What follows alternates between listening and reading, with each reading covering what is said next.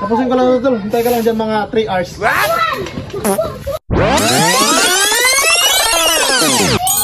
Ay, Bukol. Ang sipag mo naman.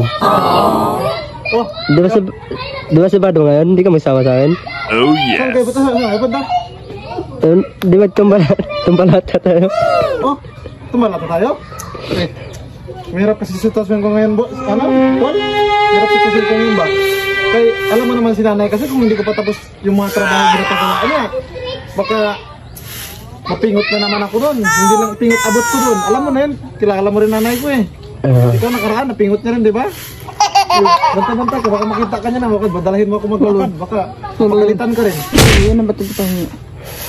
Tapusin ko lang ako doon. Ang ganda yun ang walisan mo. Maganda yung ano niya, yung mood niya ngayon ba? Aray ko. Alam niya, marilis yung ano, basta marilis yung nakita niya na tapos ng trabaho ko. Okay na rin sa kanya. Tapusin ko lang doon, hintay ka lang dyan mga 3 hours.